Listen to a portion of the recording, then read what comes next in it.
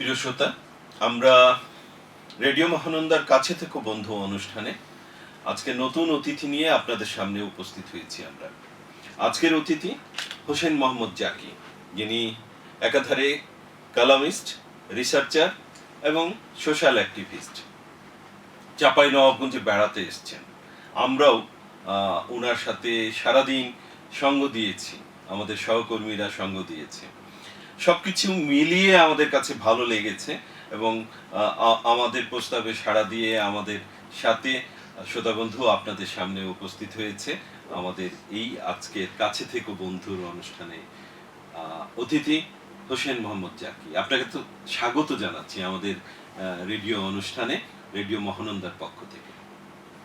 আপনাদেরকে অনেক ধন্যবাদ আমাকে রেডিও মহানন্দায় চমৎকার সুযোগ করে দেওয়ার জন্য, কথা বলার জন্য। যদি বলতে হয় তাহলে আসলে শুরুটা সেই কমলাপুর স্টেশনে, যখন বনলতা এক্সপ্রেসে উঠি, ওঠার পরে মনে হলো যে আমি যেন একটা অন্য জগতে চলে আসছি। কারণ একটা নির্দিষ্ট অঞ্চলের ভাষা, একটা নির্দিষ্ট অঞ্চলের সংস্কৃতি এবং চারিপাশে আমি দেখছিলাম সেই সংস্কৃতির ছোঁয়া। যেহেতু আমি বাংলাদেশের নাগরিক, প্রতিটা অঞ্চলের প্রতি আমার আলাদা একটা টান আছে, প্রতিটা অঞ্চলের আঞ্চলিক ভাষার প্রতি আমার একটা গভীর মমতা আছে। তো সেক্ষেত্রে রাজশাহীর ভাষা আমাকে ভীষণ আকৃষ্ট করে, কারণ এই ভাষাটা অনেক সহজবোধ্য, সহজেই বোঝা যায় এবং কেন জানি আমরা কিন্তু চাঁপাইনবাবগঞ্জে আছি। হ্যাঁ, আমি আসলে চাঁপাইনবাবগঞ্জের কথাটা বলতে চাচ্ছিলাম। রাজশাহী বলছি এই কারণে যে আমরা তো রাজশাহী বিভাগ বলি, ওই ক্ষেত্রে বৃহত্তর অর্থে রাজশাহী বিভাগ বলি এবং আমরা বলি যে রাজশাহীর ভাষা, এভাবে বলি।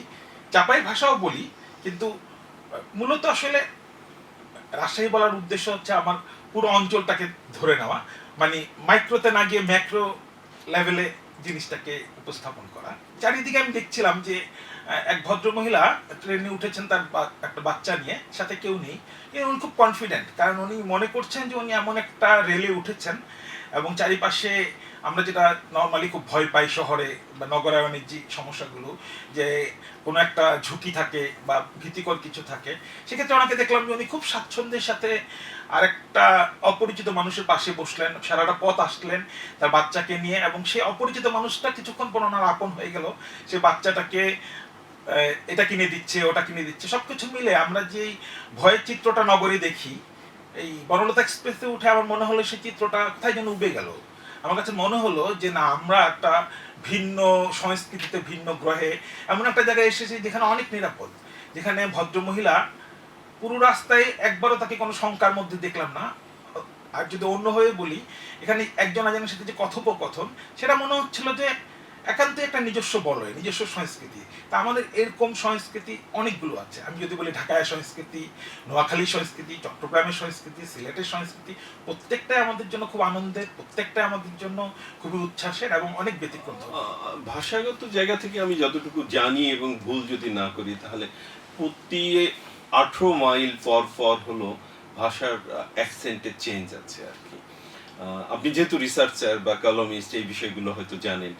এই কারণেই এই প্রশ্নের অবতারণা করলাম, কারণ আপনি বলছিলেন নোয়াখালী, ঢাকা, রাজশাহী, চাঁপাইনবাবগঞ্জে অলসো আলাদা। তো চাঁপাইনবাবগঞ্জে যখন আপনি ঢাকায় পা দিয়েছেন বনলতায়, মাঝের গল্প শুনলাম।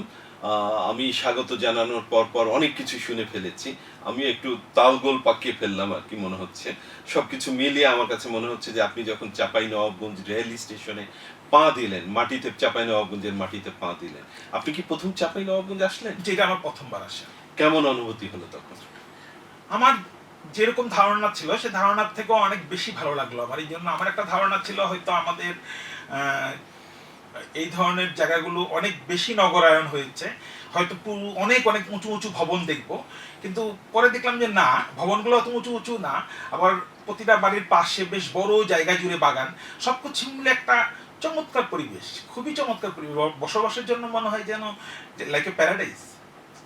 আচ্ছা, তাহলে এইবারের ঈদ পরবর্তী ভ্রমণ বা পর্যটন হিসাবে, ট্যুর হিসাবে চাঁপাইনবাবগঞ্জকে বেছে নেওয়ার কারণটা? এটা বেছে নেওয়ার একটা অন্যতম কারণ, আমার ইচ্ছা ছিল যে আমের বাগান, সবচেয়ে বড় আমের বাগানগুলো এখানে আমি শুনেছি, সেগুলো কাছ থেকে দেখা, প্লাস আমার যেই পরিবার পরিজন, আমার সন্তানরা, ভবিষ্যৎ প্রজন্ম, তারা যাতে মাটির ছোঁয়া প্লাস নিজের দেশটাকে অনুভব করা, প্লাস দেশের বিভিন্ন অঞ্চলের যে বিভিন্ন ভেরিয়েশন আছে, সেই সাংস্কৃতিক বলয়গুলো, সেই চিন্তাগুলো, সেই ইতিহাসগুলো, ঐতিহ্যগুলো যাতে তারা ধারণ করতে পারে, লালন করতে পারে, সেই জন্য তাদেরকে প্রকৃতি খুব কাছাকাছি নিয়ে আসা, যাতে নিজের হাতে বাগান থেকে আম পেড়ে খাওয়ার যে আনন্দ, আমার কাছে এটা মনে হয় যে এটা ভাষায় প্রকাশ করার মতো না, এটা একটা অসীম আনন্দ।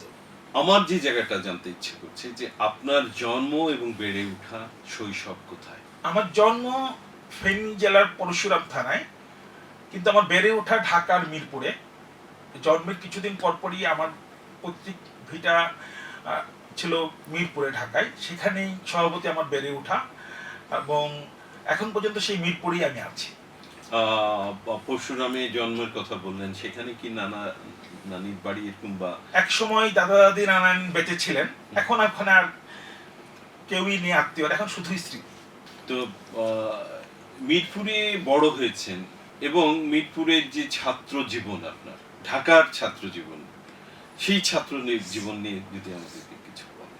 আমার স্কুল হচ্ছে মিরপুর বাংলা উচ্চ বিদ্যালয়, তাই তখন তো আসলে মিরপুরে ওইভাবে নগরায়ণ হয়নি। আপনার পুরনো ঢাকা থেকে যদি আপনি কোনো সিএনজি বা কোনো বাহন নিতে চান, তখন সন্ধ্যার পর হলেই তারা আসতে চাইতো না, কারণ তখন এদিকটা অনেক ঘুটঘুটে অন্ধকার, অনেকটা ভয়ের, অনেকটা শঙ্কার জায়গা। অনেক বেশি ভাড়া দিয়ে তাদেরকে রাজি করাতে হতো এদিকটা আসার জন্য, এবং মাঝে মাঝে শিয়ালের ডাক শোনা যেত, কারণ আমাদের খুব বাড়ির কাছে বোটানিক্যাল গার্ডেন, চিড়িয়াখানা, তাই ওদিকটা আসলে ততটা উন্নত ছিল না। আর আমি যেখানটায় থাকি এটার নাম হচ্ছে পার্ক কলোনি, ওই দুপাশেই পার্ক, প্রচুর গাছপালা, সেরকম একটা পরিবেশ। একদিকে অনেকের যারা বাইরে থেকে আসতো তাদের জন্য হয়তো শঙ্কার বা ভয় ছিল, কিন্তু আমাদের জন্য ছিল ভীষণ আনন্দের। আমি একটা স্কুল জীবনের স্মৃতি বলতে চাই, সেটা হচ্ছে তখন আমি সম্ভবত চতুর্থ বা পঞ্চম শ্রেণীতে পড়ি। তখন আমাদের মহল্লা ভিত্তিক সমাজ ব্যবস্থাটা এত চমৎকার ছিল। আমার বাবা অগোচরে, আমার অনেকগুলো চাচা ছিল, যেগুলো রক্ত সম্পর্কের চাচা না, কিন্তু মহল্লার চাচা।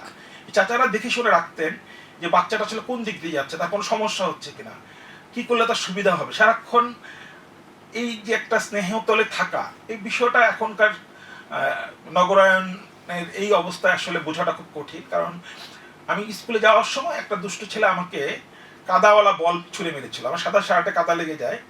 সে যে ইচ্ছে করে আমাকে বলটা ছুঁড়ে মেরেছিল, এটা আরেকজন দেখতে পায়। সে আমার বাবার পরিচিত, ঠিক বন্ধু বলা যাবে না।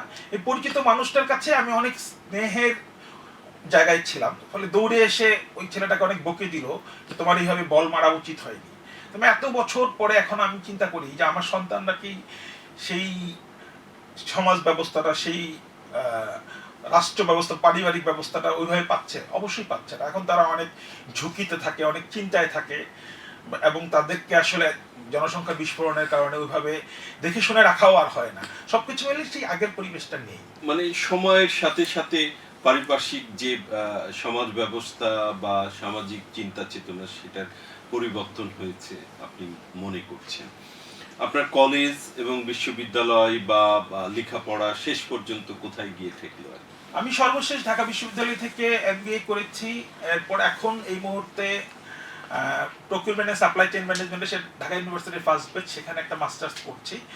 আর পাশাপাশি আমার খুব পছন্দের জায়গা হচ্ছে পত্রিকায়, বিভিন্ন পত্রিকায় লেখালেখি করা। তো লেখার বিষয়বস্তু বেসিক্যালি ইতিহাস ভিত্তিক। পুরনো ঢাকা নিয়ে আমার অনেকগুলো লেখা আছে, মোর দেন 100। এছাড়াও বিচিত্র বিষয় নিয়ে আমি কাজ করি। হয়তো দেখা গেল যে ঢাকা শহর এক সময় জনসংখ্যা একেবারে কম ছিল, মানুষ পালিয়ে গিয়েছিল, সেই জিনিসটা আমি উদ্ধার করলাম। আমার একটা বই আছে, ঘাটের কথা গোয়ালন্দ। তা অনেকে আমাকে জিজ্ঞেস করে আপনার বাড়ি কি গোয়ালন্দ? আমি বলি না, পুরো বাংলাদেশটাই আমার বাড়ি। আমি পুরো বাংলাদেশটাকেই ধারণ করি।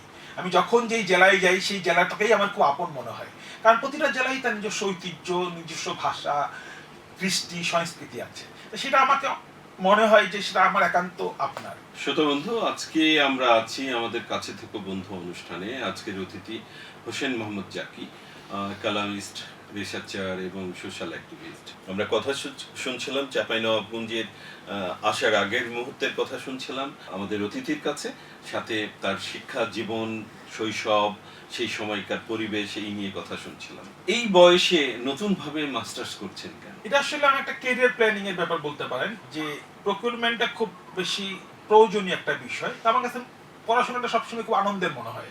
সেটা যে কোনো ধরনের পড়াশোনা। আমার এমনও হয়েছে যে হয়তো মহল্লার চায়ের স্টলে বসে আছি, একটা বাদামের ঠোঙা, সেটার মধ্যে আমার মনে হচ্ছে যে খুব জরুরি কিছু থাকতে পারে। আর এই বিষয়টা আমাকে গবেষণার দিকে ধাবিত করে, যে কারণে আমার সংগ্রহশালায় অনেক অনেক পুরনো বই, অনেক পুরনো পাণ্ডুলিপি, এই ধরনের অনেক বিষয়াদি, অনেক পুরনো ছবি, এগুলো আমি সংগ্রহ করতে পছন্দ করি। অনেক পুরনো ছবির মধ্যে আপনার স্মরণীয় মনে হয় যে কোনটা, যে এই ছবিটা সংগ্রহ করে বা এই ছবিগুলো সংগ্রহ করে আমি আমার জীবনটা বা আমার আমার আত্মিক প্রশান্তি হয়েছে, এই ধরনের কিছু আছে কিনা যেটি আমাদের শ্রোতাদের সাথে শেয়ার করতে? হ্যাঁ, সেই ধরনের পুরনো ছবির মধ্যে যদি বলি তাহলে বেশ কয়েকটা ছবির কথাই বলা যায়। তার মধ্যে একটা হচ্ছে, আমি চা নিয়ে মাঝখানে কাজ করেছি, সিরিজ লেখা প্রথম আলোতে প্রকাশ পেয়েছে। চা নিয়ে কখনো যদি বেঁচে থাকে, সুস্থ থাকে, তাহলে চায়ের হয়তো একটা বই উপহার দিতে পারবো পাঠকদেরকে। তো সেই চা নিয়ে কাজ করতে গিয়ে আমার বেশ কিছু চমৎকার বিজ্ঞাপন হাতে পেয়েছি। সেটা হচ্ছে জাপানিজ বিজ্ঞাপন।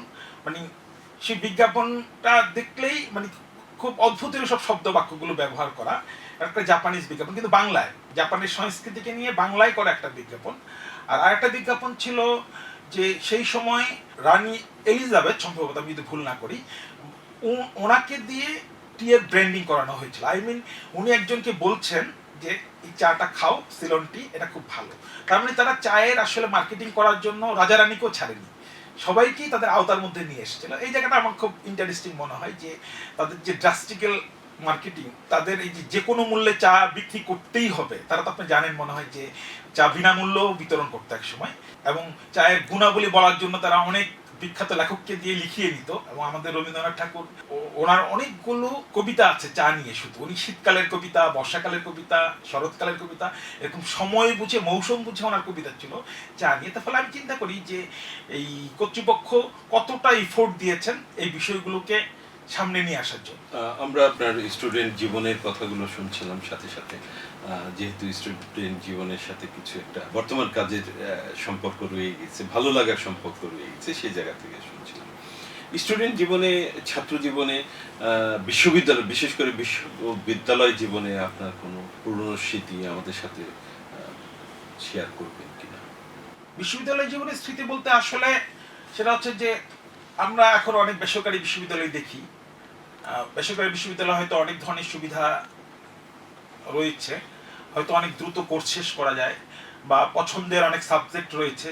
কিন্তু সরকারি বিশ্ববিদ্যালয়, বিশেষ করে ঢাকা বিশ্ববিদ্যালয়, আমার যেটা মনে হয় যে এইটার যে ক্যাম্পাস, এইটার যে আবহ, এই যে টোটাল একটা যে ডিফারেন্ট অনুভূতি, সেটা আসলে আমার কাছে মনে হয় যে বেসরকারি বিশ্ববিদ্যালয়ের কোন আড্ডাটা আপনার কাছে বেশি ভালো লাগতো, বা আপনি কোন হলের ছাত্র, কোন বিল্ডিং এ পড়ালেখা করেছেন? আমার কাছে মনে হয়েছে মধুর ক্যান্টিনের আড্ডাটা নিঃসন্দেহে অনেক আনন্দের, কারণ সেখানে গেলেই দেখা যাচ্ছে যে একটা কাউকে না কাউকে পাওয়াই যায়, এবং সেই যে আড্ডাটা, সেটার কোনো মাত্রা নেই। আপনি কোন হলের স্টুডেন্ট ছিলেন? আচ্ছা, ওই সময় আমি জগন্নাথ হলে অ্যাটাচ ছিলাম। আচ্ছা, আর আপনার কোন বিষয়ে আপনি পড়ালেখা করেছেন? ম্যানেজমেন্ট। আপনার বিশ্ববিদ্যালয় জীবন কখন শেষ হয়েছে? আমার বিশ্ববিদ্যালয় জীবন শেষ হয়েছে 2004-এ। 2004। আমরা প্রথম পর্ব শেষ করতে যাচ্ছি। এই মুহূর্তে কি বিশেষ কোনো কথা আপনার আমাদের শ্রোতাদের সাথে শেয়ার, বা আমাদের, কারণ এখন তো ভিজুয়াল রেডিও, শুধু শ্রোতা বললে অনেক সময় ব্যাকরণ সম্মত হচ্ছে না, সেই জায়গা থেকে দর্শকও বলতে হচ্ছে, শ্রোতা দর্শকদের সাথে কোনো বিষয় শেয়ার করবেন কিনা? আমরা প্রথম এপিসোড বা প্রথম পর্ব শেষ করতে চাচ্ছি। হ্যাঁ, অবশ্যই করব। সেটা হচ্ছে যে আমার একটা সময় ধারণা ছিল রেডিও কি আসলে কেউ শোনে, কারণ আমি নিজে রেডিওতে শিক্ষার্থীদের আসর করেছি 1987, 88, 89 সালে। এটা সকাল 11:30টায় হতো।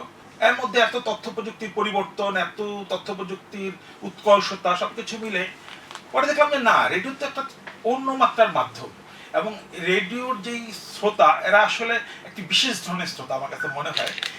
সেই হিসাবে আমি বলবো আমার যে রেডিও শ্রোতা যারা আছেন, তাদের জন্য আমার একরাশ ভালোবাসা ও শুভকামনা। আমরা প্রথম পর্ব শেষ করতে যাচ্ছি। আপনার প্রতিও আমাদের ভালোবাসা, শুভকামনা রইল, আপনার পরিবারের সকল সদস্যের প্রতি, তারাও চাঁপাইনবাবগঞ্জে আসছে।